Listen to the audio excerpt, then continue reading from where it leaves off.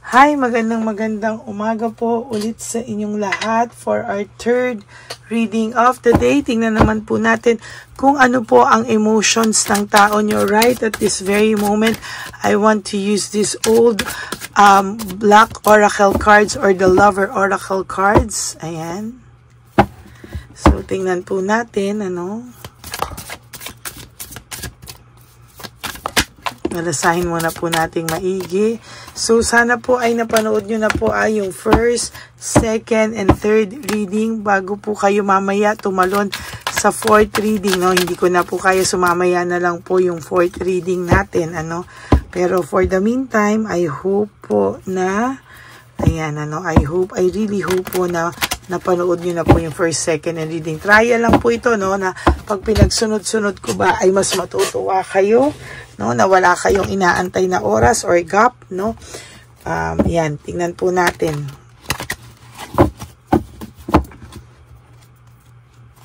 Wanna try lang po,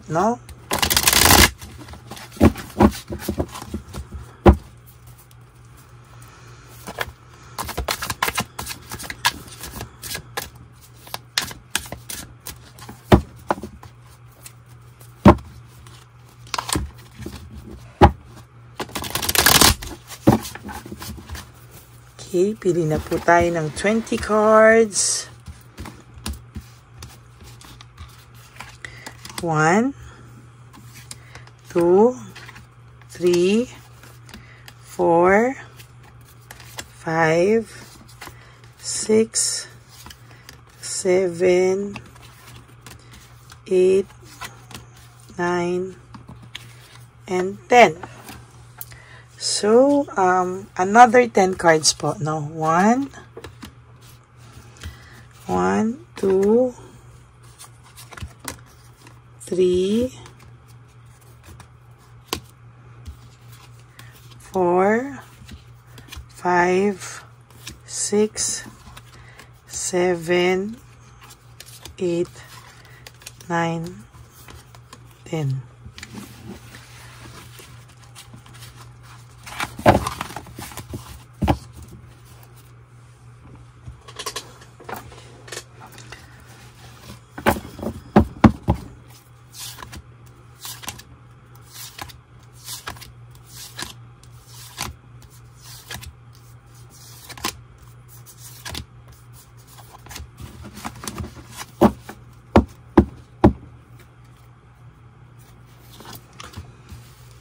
Will this pain ever stop? Sabi niya po, matatapos pa daw ba ang mga ito, Tapos matatapos pa daw ba to? Nahihirapan na din po siya kasi ngayon lang din po siya nakakaranas ng sakit, Ngayon lang din po siya nakakaranas ng matinding sakit, kaya ganyan po ang kanyang pakiramdam, Siya po ay nakakaramdam ng matinding sakit sa ngayon pero hindi po kasi sanay ang taong itong makaramdam ng pain, Sa totoo lang po, siya po ay nakakaranas ng panay pagbibigay mo sa kanya, Panay po pagbibigay, pagpapasensya, at parang tinatanggap mo lang lagi na ikaw ang may kasalanan, Kaya nasanay itong taong to na parang lahat ay ikaw yung nagdadala sa relasyon nyo, Ay, nako. Yan, nasanay siya ngayon, hindi niya alam kung paano niya ito dadalhin ngayon, Hindi niya alam kung paano niya dadalhin ito sa mga oras na ito. Ngayon, hinuhold niya po ang kanyang pakiramdam sa iyo, hinuhold niya lang po sa iyo. Ngayon, ang kanya pong hinuhold niya po lahat, Hinuhold niya lang po lahat. At talagang sinasabi ko po sa inyo, ang taong ito po, may pagmamahal pa po siya sa iyo, pero hinuhold niya lang po talaga dahil siya po ay nasasaktan din sa mga ngayon, Parang hindi niya po alam kung paano niya po yan,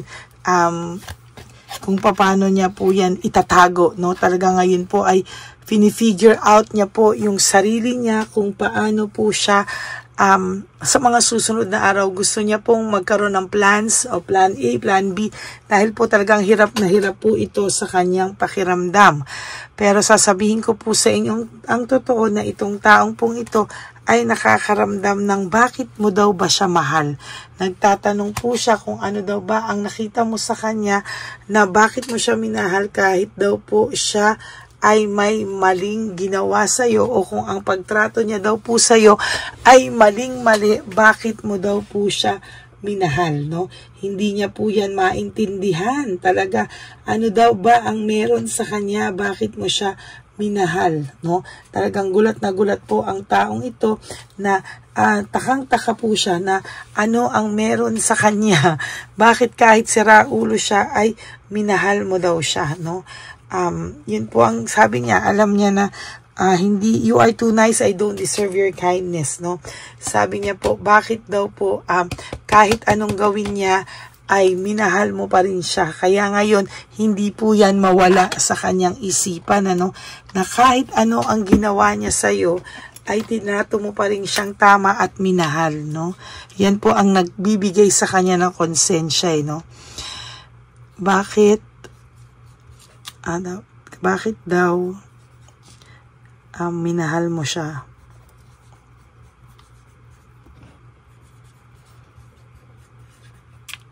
Kahit ganyan siya. Yan ang nagbibigay ng matinding konsensya sa kanya. Naiisip niya po, bakit mo daw siya minahal? Bakit daw? Ano daw ang meron sa kanya na kahit na napakasama na, no, ng ginawa niya sa'yo, ay pakiramdam niya po ay mahal mo pa rin siya. At ang pakiramdam niya po ay hindi po siya matatahimik sa mga araw na ito, no? Talagang sa nakikita niya po ay nahihirapan po siya talagang intindihin, no, na may tao pa palang magmamahal sa kanya ng ganyan, na may tao pa pala sa kanyang tatanggap, no, ng ganyan. Pero sabi niya po, dahil sa ganyang pakiramdam niya, sa ganyang naging mabuti ka sa kanya, ay hindi daw po siya makamove on sa'yo, no? Talagang hirap na hirap po siyang mag-move on sa'yo at talagang hindi niya po kakayaning mag-move on sa'yo. Pero hindi pa daw po niya kayang lumapit sa'yo sa ngayon, ano? Dahil daw siya ay hindi pa buo, no? Hindi pa siya buo, ang buhay niya ay gulong-gulo pa rin. At talagang kahit na anong pagkagulo ng buhay niya, naiisip niya po na may isang taong nagmahal sa kanya ng totoo, no? Kahit naging magaspang ang ugali niya, kahit na nangloko siya, may isang tao daw na nagmahal sa kanya ng totoo. Ay, nakakakurot po ng puso, no, na kahit ganito tong taong to ay naiisip niya pa rin pala po yan. Okay po yung kandila, oo nga po, no?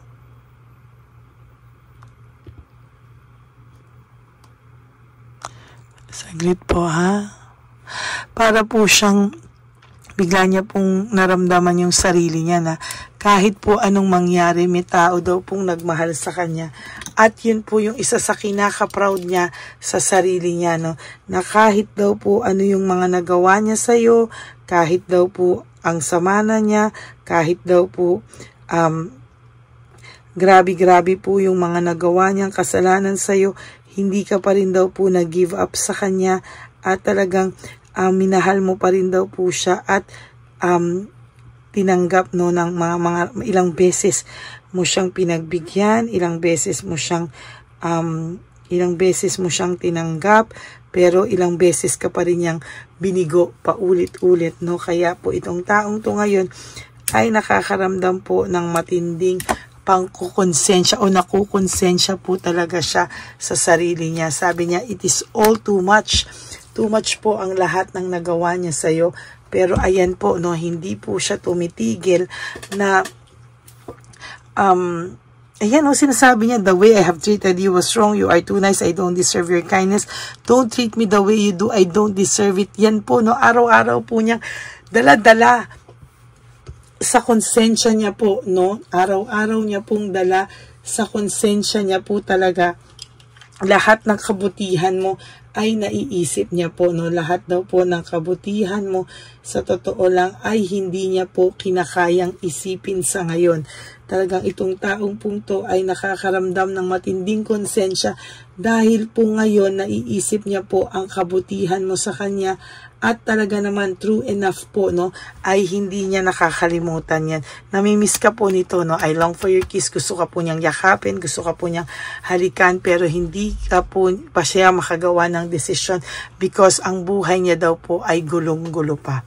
Sabi niya, sana isang araw I can be foolish or I wish I could be fully honest with you. Gusto niya pong maging honest sa'yo, pero sa ngayon po hindi niya po magawa, no? Siya po ay talagang nahihirapan at hindi niya daw po masabi sa iyo ang lahat ng katotohanan, no? Sabi niya nga, ano bang nakita mo sa akin? Ayan, tinatanong niya po talaga, no? Ano daw ba ang nakita mo sa kanya? Bakit mo siya minahal? Bakit mo siya tinanggap? Bakit paulit-ulit kanyang nasaktan at paulit-ulit mo pa rin siyang tinanggap, no? Yan po ang tanong niya sa sarili niya. So ngayon ang taong ito po ay hindi pa makalapit sa iyo, pero wag ka po kahit hindi siya makalapit sa iyo, I can't come to you now. Lagi ka po niyang nasa isip at yung konsensya niya po ay hindi po niya nakakalimutan lahat ng mabuting ginawa mo sa kanya, no? Yan po yung nagbibigay, sabi ko sa iyo, ng matinding konsensya sa kanya. Yung mga kalokohan niya na yan ang talagang nagbigay sa kanya ng matinding konsensya. I can't let go of you. Hindi ka po niya ma-let go at talagang ayaw ka rin po niyang i-let go dahil po sa lahat ng kabutihan na ipinakita niya sa iyo, mo sa kanya. Kahit po itong taong to ay astig-astig or ano man matigas, no? Umiiyak din po ito sa gabi, or kung hindi man siya literal na umiiyak, ikaw po ay naiisip niya talaga, no? Yan po ang nakikita ko sa gabi pagka siya ay mag-isa na lang. I can't stop thinking of you, and for your last card, I feel lonely. Yan po ang nakikita ko sa inyo sa ating third reading of the day. Bakit mo daw siya minahal kahit ganyan siya, no? Yan po ang mga matitinding nagbigay sa kanya ng konsensya, no? Kasi ang taong ito po ay talagang sasabihin ko sa iyo, no? Siya po ay naiisip niya lahat ng kabutihang na ibigay mo sa kanya. So that is our third reading for the day. I hope na naka-resonate kayo. And if you do, can you please give me a like and comment down below. And please click the bell para alam ko po kung ano po ang inyong mga reaksyon at mga feelings, no, sa mga oras na ito. Maraming pong salamat sa inyong lahat. At kung may makita po kayo sa comment section na mga nilalagay po kayo sa kay Dr. ganyan, ganito, maging wais po kayo. At yan po, malamang ang dating gumagamit ng Lady Elena natin na wala na pong naniniwala sa kanya using my name, kaya gumagamit na po siya ng original niyang mga original po niyang pangalan na gawa-gawa. No? So mag-ingat po kayong lahat. And for those of you who would like to have a private reading with me, you can message me po at Lady Lee Elena. That's LADYLY Elena. Nasa dulo po yan ng ating video. Diyan niyo po ako makokontak. That's my only official and legit FB account, no? At sana po ay makita nyo rin po na nandyan din po yung fake account ng Lady Elena kung saan yan po ay babala sa inyong lahat at wag po kayong magpapaloko. Okay? So maraming salamat po sa inyong lahat. Ang akin lang pong bilin sa aking mga ever loyal, solid, and faithful na Lady Elena family. I love you all from the bottom of my heart. Mahal na mahal ko po kayong lahat at kahit nasang lupalo po ako po ay magbibigay ng mensahe sa inyo sa araw-araw. At ganun din po na lagi ko po sinasabi sa inyo na just to wake up each day, you do 3 things that will make you happy for today. Forgive yourself, spoil yourself, prioritize yourself, And be grateful that we are still alive. Meron pa po tayong chance pagkuhin yung ating mga naging pagkukulang, kasalanan sa ating mga sarili. No? Yan po ay malaking bagay na ipagpapasalamat natin sa Panginoon. And you have to love yourself because self-love is still the best love of all. And you also have to realize that life is so short. Don't make it shorter by stressing yourself from all the pains and the heartaches na binigay sa inyo ng kahapon. Just surrender everything to the divine universe and just let go and let God write your life and love story. Ako po ay magbabalik para sa ating fourth reading pero mamayang gabi na po yan ha. Or basta titingnan ko po kung anong oras ko siya ma-upload yung inyong fourth reading of the day. But I hope na kayo po ay nasa mabuting kalagayan. Sana po napanood nyo na po yung third and fourth reading kagabi ha. Kasi very ang ganda din po ng third and fourth reading kagabi. At of course, yung first and second reading for today bago po kayo tumalon dito sa ating third reading of the day. Okay? Maraming salamat po sa inyong lahat. Please, no skipping of ads.